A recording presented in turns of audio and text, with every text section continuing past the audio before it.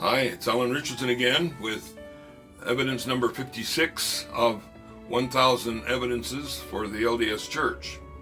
Today we'll be talking about the Nephites coexisting in the Americas with other cultures, people of other nations.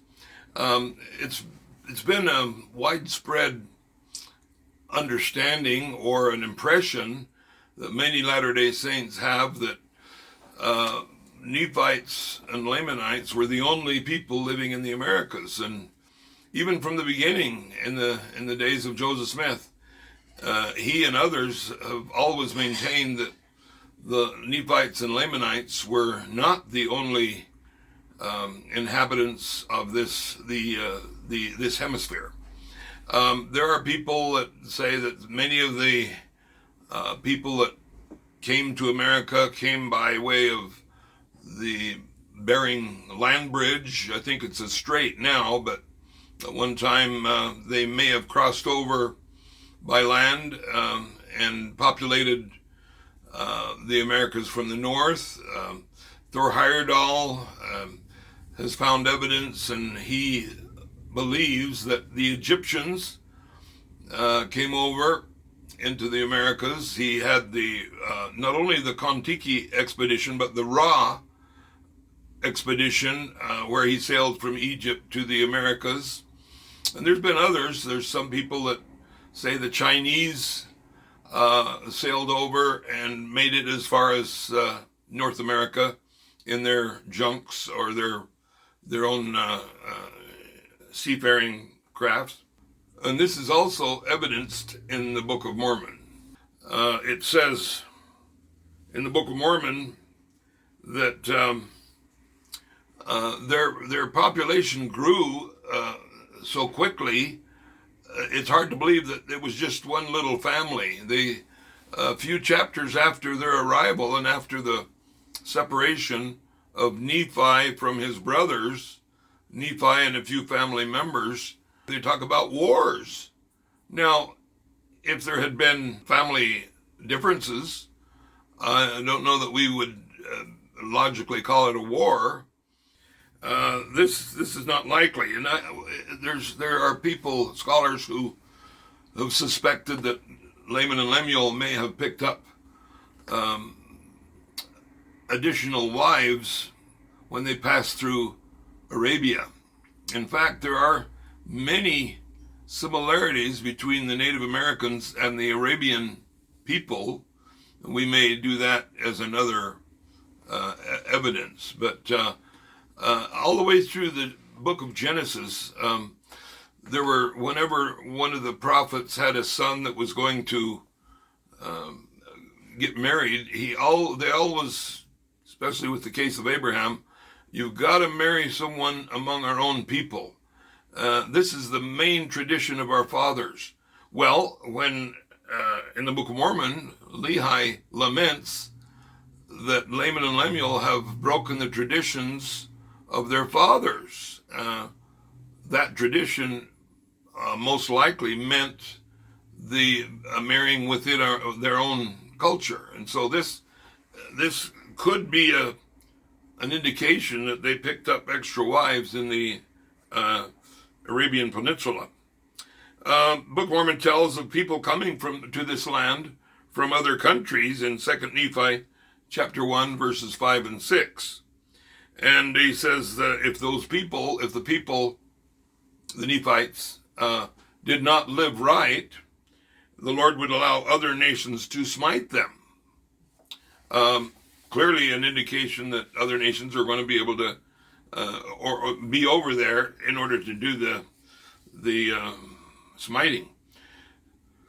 And when they traveled, Nephi talked about, he mentions family members, mentions Sam, Zoram, and all those who would go with me. That sounds like there's more than just a few family members.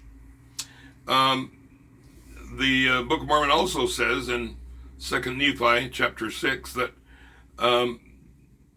it says, "For the Lord will have mercy on Jacob and will yet choose Israel and set them in their own land and the strangers shall be joined with them. Strangers. So that would be non-Israelites.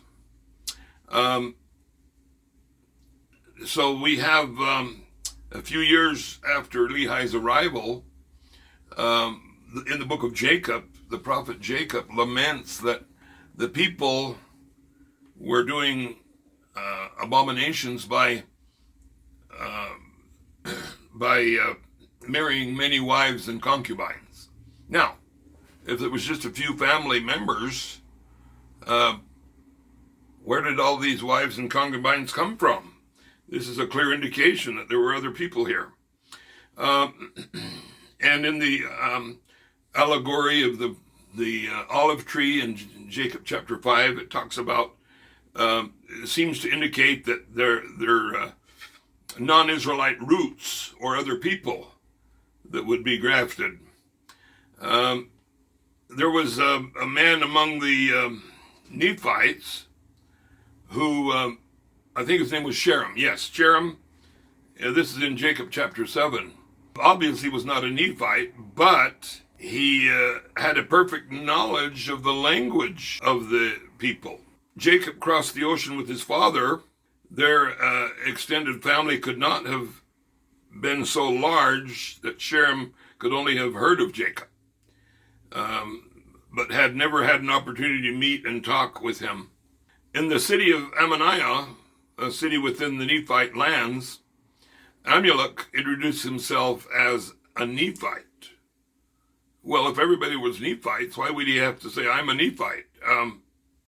Alma chapter 8, verse 20. Such an introduction is not really necessary if they were all Nephites. And so, in other words, there's many indications in the Book of Mormon itself that indicate that there were other peoples, other cultures, other languages. Also, we mentioned earlier that church leaders in the time of Joseph Smith on down, and we could probably put this up as a visual, that the leaders all along said that the Nephites were not the only peoples in the land of the Americas. An article in the Times and Seasons, September 1842, Joseph Smith, as editor of the Times and Seasons, approved a quotation from a document that had been published a few years before. He said, Toltec kings of the Quiche and Cacuchel Indians claimed that they had descended from the house of Israel, their line having split off from Moses' party of Israelites after the escape from Egypt. And they made their way to what is now known as Mexico, found it already inhabited by people of different nations. This full tradition may be read in various sources that they quote. A statistical commercial history of the Kingdom of Guatemala, and so forth. Orson Pratt speaks of the fact that there were other peoples in America besides the Nephites in Journal of Discourses, Volume 12, page 343. There's others that we'll show on this, that appear on the visual. B.H. Roberts, an early general authority in the history of the church.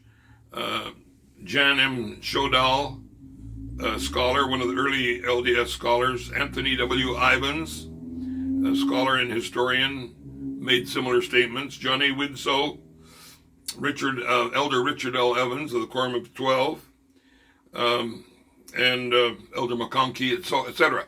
All of these people firmly taught that Nephites and Lamanites were not the only people in the Americas. So it turns out that it's a little bit of misunderstanding, perhaps a little element of folklore when people say, oh, the Latter-day Saints believe that the Nephites and Lamanites were the only people living in the Americas. No. It's something that can help us strengthen our belief in the Book of Mormon, the fact that if the Book of Mormon is true, Joseph Smith's a true prophet, and the church that he organized is a true church of Jesus Christ. Thank you for listening, and we'll see you next time. Thank you.